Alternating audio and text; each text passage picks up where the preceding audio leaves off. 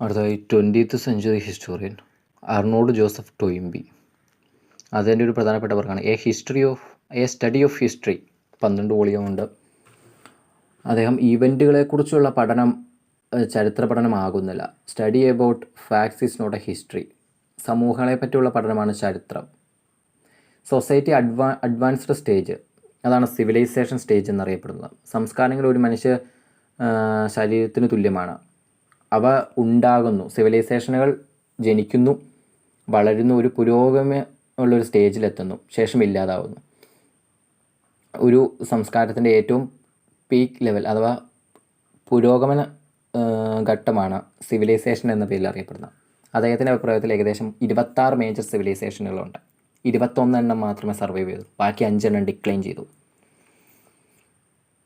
ഒരു സംസ്കാരം ജനിക്കണമെങ്കിൽ 2 വസ്തുതകൾ വേണം. ഒന്ന്, ക്രിയേറ്റീവ് മൈനോറിറ്റി, അത് രൂപപ്പെടുത്താൻ ആവശ്യമാണ് ഒരു കൂട്ടം ന്യൂനപക്ഷം. ശേഷം രണ്ടാമത് തന്നെ ഒരു കൂട്ടം സാഹചര്യങ്ങളാണ്. അത് കൂടുതൽ അനുപാതത്തിലാകാനും പാടില്ല, തീരെ കുറവാകാൻ പാടില്ല, ഒരു മീഡിയം ലെവലിൽ വേണം.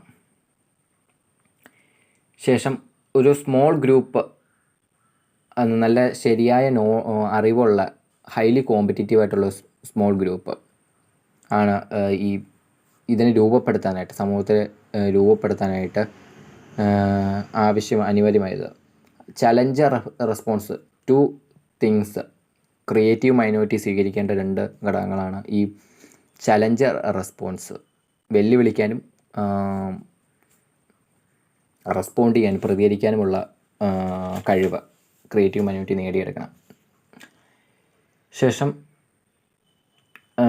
ഈ ഡിക്ലൈൻ ഓഫ് ദി സിവിലൈസേഷൻ എന്ന് പറയുന്നത് ഒരു ലെങ്തി പ്രോസസ്സാണ്. സിവിലൈസേഷനുകൾ വളരെ കാലം കൊണ്ടാണ് ഒരു പുരോഗമനത്തിലെത്തുന്നത്.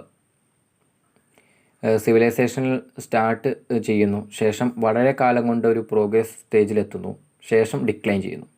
അതിൻ്റെ അഭിപ്രായത്തിൽ സിവിലൈസേഷനുകൾ സ്വയം നശിക്കുന്നതാണ്, സൂസൈഡ് ചെയ്യുകയാണ്. അങ്ങനെ break down, decline, dissolution of civilization, അങ്ങനെ പല രീതിയിലും വിളിക്കാം. 1500 BC നശിക്കാൻ തുടങ്ങിയ സിവിലൈസേഷൻ യഥാർത്ഥത്തിൽ നശിക്കുന്ന 5ാം നൂറ്റാണ്ടിലാണ്. അങ്ങനെ ഇതൊരു ലോങ് ടൈം പ്രോസസ്സാണ്. ശേഷം ഇതിൻ്റെ പ്രധാന ക്രിറ്റിസിസമായിട്ട് വരുന്നതെന്ന് പറഞ്ഞാൽ ഹിസ്റ്റോറിക്കൽ പ്രോസസ്സിനെ നാച്ചുറൽ പ്രോസസ്സിനോട് ചേർത്താണ് പറയുന്നത്. ശേഷം 26 സിവിലൈസേഷനുകളാണ് പരിഗണിച്ചിട്ടുള്ളൂ, എന്നാൽ അതിൽ കൂടുതലുണ്ട്. ശേഷം ഫിലോസഫിക്കൽ ഹിസ്റ്ററി ആയിട്ട് സാഹിത്യത്തെ നോക്കിക്കണ്ടു. ഹെഗൽ 19ാം നൂറ്റാണ്ടിൽ ജീവിച്ചിരുന്ന ചരിത്രകാരനാണ് ഹെഗൽ. ജർമ്മൻ യൂണിവേഴ്സിറ്റി പ്രൊഫസറായി വർക്ക് ചെയ്തിട്ടുണ്ട്.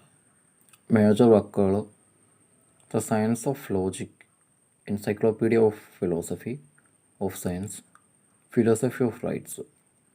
ചരിത്രത്തെ 3 തലത്തിൽ നോക്കിക്കണ്ടു. ഡയലറ്റിക്കൽ പ്രോസസ്സായിട്ടും, ഫിലോസഫിക്കൽ ആയിട്ടും, ഡിവൈൻ ആക്ഷനായിട്ടും. മനുഷ്യൻ്റെ എല്ലാ പ്രവർത്തനങ്ങളും, ഹ്യൂമൻ ലേബർ എല്ലാം ഐഡിയാസിനെ ആശ്രയിച്ചാണ് നിൽക്കുന്നത്. ഐഡിയാസ് ആർ ദ ബേസ്, അതാണ് ഹെഗൽ പറഞ്ഞു വയ്ക്കുന്നത്. ഓരോ സമയത്തും സമൂഹത്തിൽ സംഭവിച്ചുകൊണ്ടിരിക്കും ഓരോ മാറ്റങ്ങളും. ഇതെല്ലാം ഓരോ ആശയങ്ങളുടെ പരമായാണ് രൂപം കൊള്ളുന്നത്. സ്വാതന്ത്ര്യമാണ് മനുഷ്യൻ്റെ ജീവിതത്തിൻ്റെ അവസാന ലക്ഷ്യം. പടിപടിയായിട്ട് ആ സ്വാതന്ത്ര്യം നേടിയെടുക്കാൻ കഴിയുള്ളൂ. പുതിയ വ്യവസ്ഥിതികൾ ഉണ്ടായിക്കൊണ്ടിരിക്കും, യുദ്ധങ്ങൾ അനിവാര്യമായി വരും എന്ന് അദ്ദേഹം പറയുന്നു. ശേഷം മനുഷ്യൻ യുക്തിപരമായി പെരുമാറണം, എങ്കിൽ മാത്രമേ നേഷൻ സ്റ്റേറ്റിൽ എത്തിച്ചേരാൻ കഴിയൂ. 2 കാര്യങ്ങൾ ഇതിന് അത്യാവശ്യമാണ്. ഒന്ന്, ദ സ്പിരിറ്റ് ഓഫ് ടൈം. ശേഷം രണ്ടാമത് ജീനിയസ്, സമയത്തിൻ്റെ ശരിയായ വിനിയോഗം. ശേഷം സ്പിരിറ്റ് ഓഫ് ജീനിയസ്. ഓരോ കാലഘട്ടങ്ങളിൽ ഓരോ സെൻസ് ഉണ്ട്, അഥവാ ഓരോ കാലഘട്ടത്തിൽ ഓരോ പേഴ്സണാലിറ്റീസ് സമൂഹത്തെ സ്വാധീനിക്കും. ഹീറോയിൻ അഥവാ ഹീറോയിൻസ്, അവരെല്ലാം പ്രധാനപ്പെട്ടതാണ്. ശേഷം മതങ്ങളെ സംബന്ധിച്ച് നല്ല കാഴ്ചപ്പാടാണ് അദ്ദേഹത്തിനുണ്ടായിരുന്നത്. മഹത്തായ മതങ്ങൾ രൂപപ്പെടുന്നതാണ് ഏറ്റവും വലിയ നേട്ടമായി അദ്ദേഹം കരുതിയിരുന്നു. ശേഷം ക്രിസ്ത്യാനിറ്റിയാണ് ഏറ്റവും നല്ല മതം എന്ന് അദ്ദേഹം പറഞ്ഞു വയ്ക്കുകയുണ്ടായി. ജൂതമതം, അവർ കൂടുതൽ പ്രാധാന്യം നൽകിയ ജോലിക്കാണ്. ഇസ്ലാം നീതിക്കും, ക്രിസ്ത്യാനിറ്റി സ്നേഹത്തിനും, ബുദ്ധമതം ക്ഷമയ്ക്കും ഹിന്ദുമതം സഹിഷ്ണുതയ്ക്കും പ്രാധാന്യം നൽകുന്നുവെന്ന് അദ്ദേഹം പറഞ്ഞു വയ്ക്കുന്നു. പ്രധാനപ്പെട്ട അടയാളങ്ങൾ എല്ലാ മതങ്ങളും കാണിക്കുന്നു.